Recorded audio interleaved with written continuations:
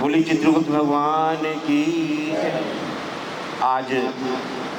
भगवान श्री चित्रगुप्त जी के इस दिव्य दरबार में प्रभु की पीठ पर राधा अष्टमी के शुभ दिन नक्षत्र वाटिका की स्थापना के साथ साथ परम पूज्य गुरुदेव महर्षि महेश योगी जी के आशीर्वाद से आज इस पावन स्थान पर गुरुदेव का आशीर्वाद हम सबको प्राप्त हुआ और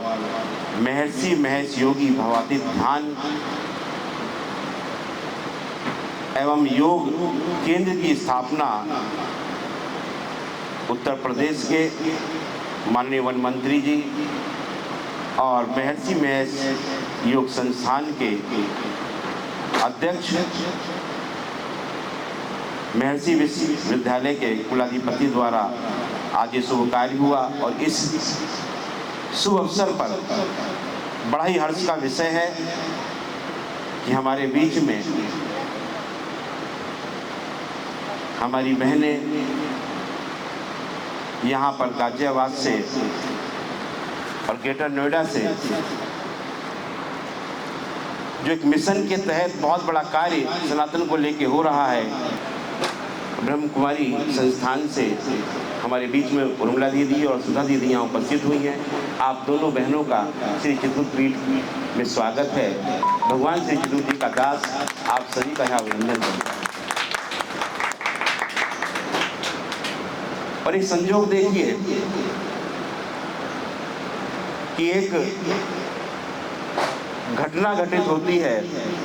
और वहाँ पर भगवान चित्रगुप्त जी की स्थापना हो रही थी एक मंदिर में, और वहाँ कुछ लोगों ने जो अनभिज्ञ थे, जो प्रभु की महिमा नहीं जानते, वो कुछ आनाकानी यहाँ लगा लीजिए वहाँ लगा लीजिए। जब फोन आया विपुल जी का तो हम गाजियाबाद पहुँचे। तो चले तो सबसे पहले हमें एक बहन का आशीर्वाद प्राप्त हुआ, बोले आप पहले प्रभु को यहाँ विराजमान कर दीजिए, उसके बाद जब स्थान तैयार हो जाए तब ले जाइएगा। आज वो प्रभु का विग्रह प्रभु के पीठ के दरबार में इधर दाईं ओर स्थापित है। भगवान जी की स्थापना यहाँ हुई और सबसे पहले आपने वहाँ उस स्थान पर अपने दिव्य गुरुदेव के श्री चरणों में हम लोगों को बैठने का और हमारी सबके मन की जो पीड़ा थी वो आपने समझी। और जिस प्रकार से भगवान श्री चित्रगुप्त जी कुछ क्षण, कुछ दिन, कुछ पल आपके पास रहे, उसके बाद वहाँ से चलकर यहाँ पर स्थापित हुए।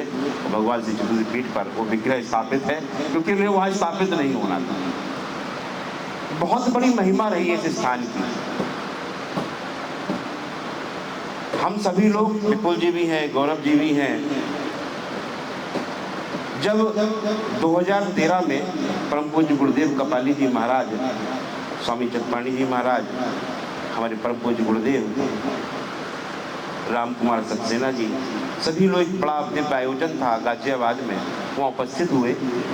और वहाँ पर कपाली बाबा ने हमसे कहा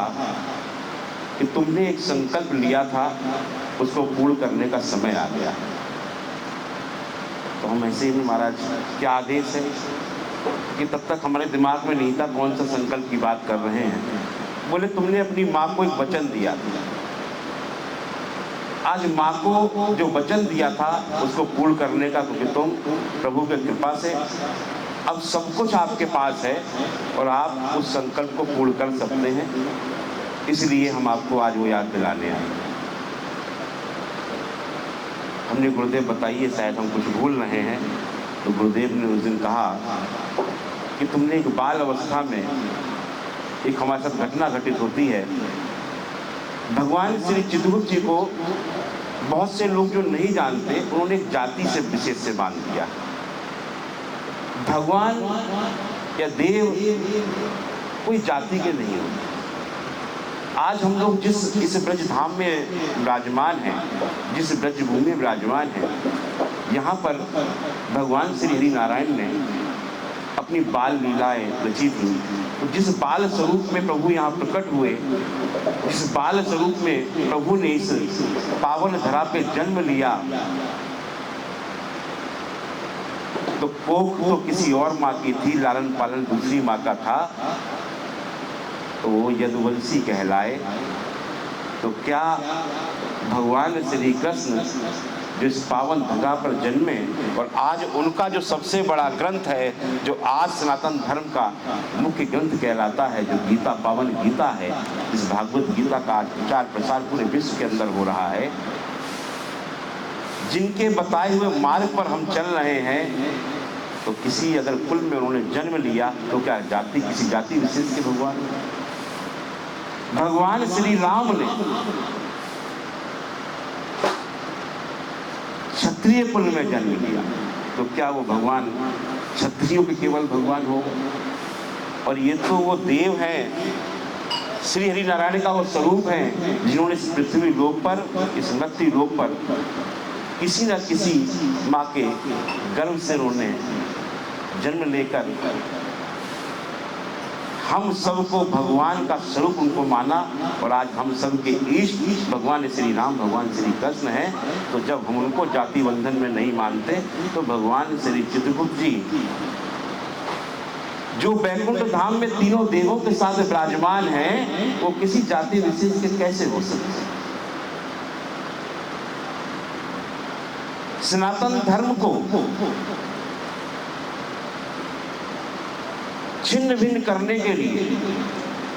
बहुत प्रयास हुए, और सारे प्रयास करने के लिए जब देखा गया कि आखिरकार किस प्रकार से हम सनातन को समाप्त करें, सनातन के साथ छेड़छाड़ करें, क्योंकि पहले इस पूरी धरा पर, पूरे संसार पर एक ही धर्म था, जो सनातन धर्म था। बाकी जो पंथ थे वो अपने अपने विचारों के साथ अपने अपने धर्म को स्थापित करते गए, वो पंथ बने, आज धर्म के रूप में माने जाते हैं। और जो सनातन था, आज वो हिंदू के रूप में जाना जाता है, जिसका कोई राष्ट्र नहीं है, क्योंकि उसका समस्त भूमंडल है, वो क्यों किसी एक राष्ट्र पे अपना दावा करेगा। इसलिए आज पूरे विश्व के अंदर अगर कोई धर्म है तो सनातन था, है और वही रहेगा।